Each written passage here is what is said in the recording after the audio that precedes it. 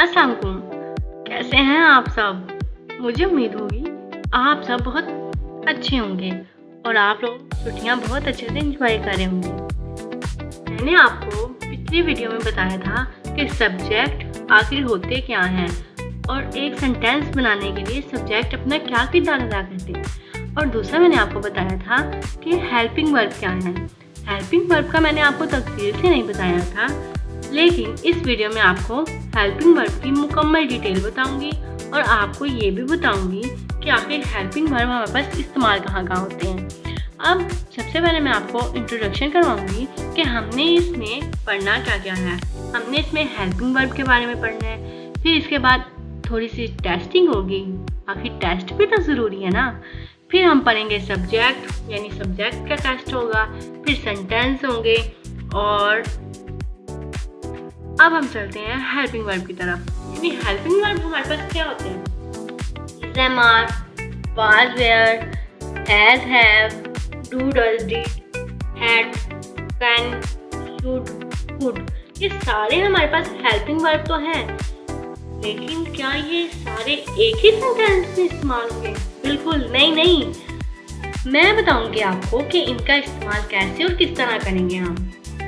हमारे पास जो helping verb आते हैं इनमें मुख्तलिफ सूरतें हैं, यानी इस, एम, आर, ये हमारे पास प्रेजेंट के लिए इस्तेमाल होते हैं, यानी हाल ही के लिए, और वाज, वेयर पास्ट के लिए, यानी जो गुजर गया, जो माजी था, और डू, डज रेगुलर हवी है, और डिड भी हमारे लिए पास्ट के लिए इस्तेमाल होता है। मैंने आपको पिछली वीडियो में बताया था कि इज हमारे लिए वाहिद चीज के लिए इस्तेमाल होता है, यानी ही, शी, इट के साथ, और एम किसके लिए इस्तेमाल होता है? एम इस्तेमाल होता है हमारी अपनी ज़ात के लिए, यानी मैं, आई एम, ठीक है। और आर का मैंने आपको बताया था कि ये प्लूरल के लिए इस्तेमाल होता है, जो जमा चीज़ होती है, you are, we are, they are, यानी जो बहुत ज़्यादा चीज़ें होती हैं, किसी बहुत ज़्यादा चीज़ों को, पर्सन को, प्लेस को मेंशन करने के लिए हम आर का इस्तेमाल करते हैं। इसी तरह हम बात करते हैं वाज और वेयर की।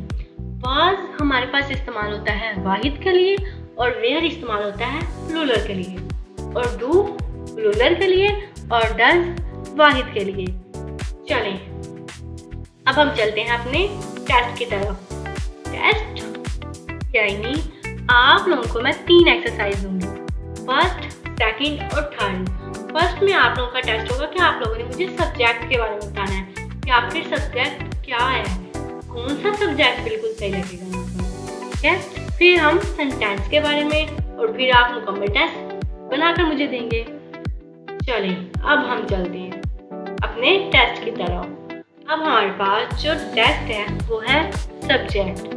अब हमने इसमें टेस्ट फाइंड कैसे करना है, ये आप लोगों को कैसे समझ आएगी मैं बताऊंगी। हमारे पास ये तो एक लड़की है, यानी औरत है, और ये एक आदमी है, लेकिन ये एक लड़का है जो इनकी तरफ इशारा कर रहा है। तस्वीर में तो ऐसे कुछ नजर आ रहा है, लेकिन ये आपको देख के इशारा कर रहे हैं, यानी ये तस्वीर बताती है हमें कि एक शख्स जो किसी दूसरे के बारे में आपको बताए, यानी किसी तीसरे को बताए, तो उसके लिए क्या इस्तेमाल होता है, यानी वो।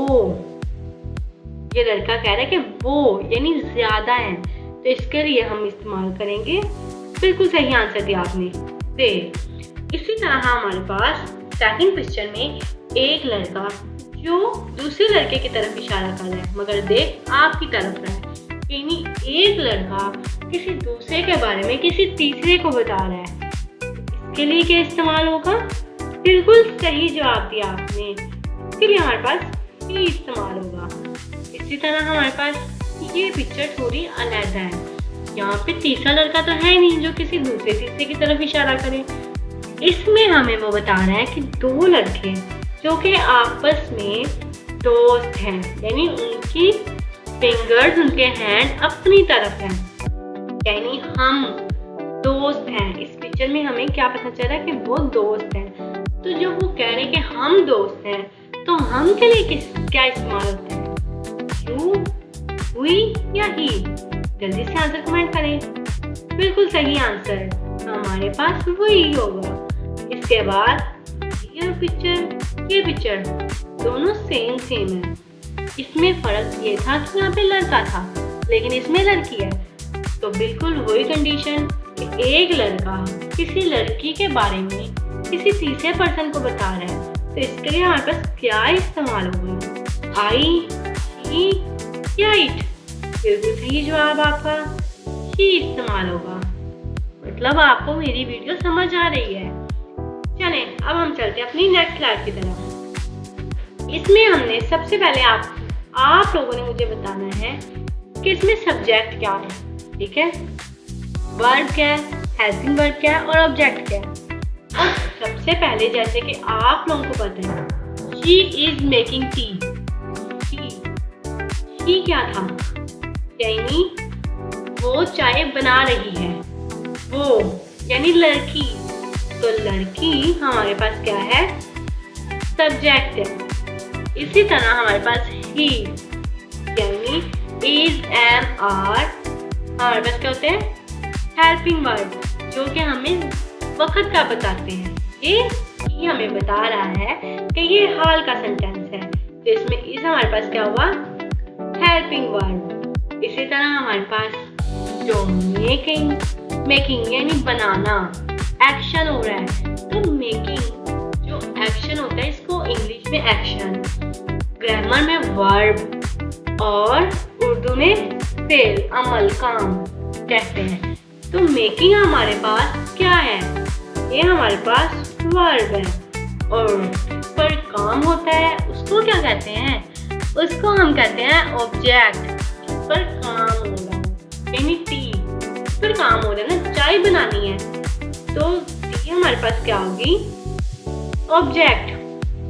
बिल्कुल इसी तरह हमारे पास आई जो है ये सब्जेक्ट है, वे भी सब्जेक्ट है, वी भी सब्जेक्ट, ही भी सब्जेक्ट है और इट भी सब्जेक्ट है। इसी तरह हमारे पास जो हेल्पिंग वर्ब है वो मैं आपको बताऊंगी कि विल हमारे पास हेल्पिंग वर्ब है। इसी तरह आर यानी they are playing football, they are playing football. इस सेंटेंस में वो बता रहा है कि वो फुटबॉल खेल रहे हैं, वो फुटबॉल खेल रहे हैं, वो यानी ज़्यादा लोग हैं, तो इसके लिए हमने दे इस्तेमाल किया। और खेल रहे हैं यानी ये भी हाल का सेंटेंस है, प्रेजेंट का सेंटेंस है, तो इसके लिए क्या आएगा? आर आएगा। इसी तरह हमारे पास प्लेइंग और फुटबॉल, आर भी हमारे पास हेल्पिंग वर्ब है, इज भी और इज भी। इसी तरह हमारे पास जो वर्ब होते हैं, अब वर्ब मैं बताती हूँ, वर्ब वो अमल या वो एक्शन है जो हम करते हैं, ठीक है। बाय यानी खरीदना, खरीदना एक एक्शन है, वर्ब है, तो इसको हमने क्या कहना है? ये हमारे पास वर्ब है। इसी तरह प्लेइंग खेलना, खेलना क्या है? एक्शन है, ग्रामर के लिहाज से इसको हम वर्ब कहेंगे। इसी तरह अटेंडिंग ये भी वर्ब है, ड्राइविंग ये भी वर्ब है, यानी ड्राइविंग चलाना, गाड़ी चलाना, ड्राइविंग करना तो वर्ब है। रनिंग भागना, तो ये भी हमारे पास वर्ब थे, ये सारे हमारे पास वर्ब हैं। इसी तरह हमारे पास जो लास्ट पे है, लास्ट पे हमारे पास लैपटॉप, यानी उसने लैपटॉप खरीदा ना, तो काम किस पर हुआ? लैपटॉप पर, तो इसको क्या कहेंगे? ऑब्जेक्ट।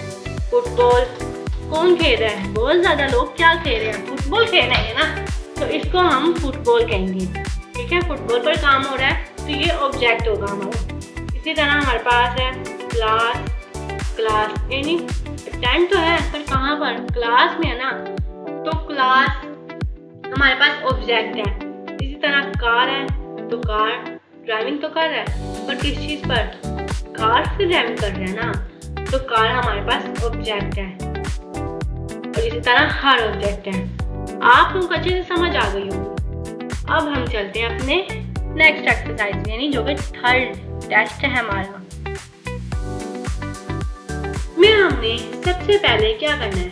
हमने सबसे पहले करना है कि हमने जो भी या आप लोगों को सेंटेंस दिए होंगे ये तो बेतरतीबी है, लेकिन आप लोगों ने इन सब को अच्छे तरीके से, मतलब जिस तरतीब के लिहाज से सब्जेक्ट, हेल्पिंग वर्ब, ऑब्जेक्ट, इस लिहाज से आप लोगों ने मुझे ये सारे जो है बनाकर कमेंट करके देने हैं। मैं आप लोगों को एक तो बता दूंगी कि हमारे पास एक सेंटेंस आखिर है क्या, बाकी आप लोग सारे मुझे खुद बताएंगे।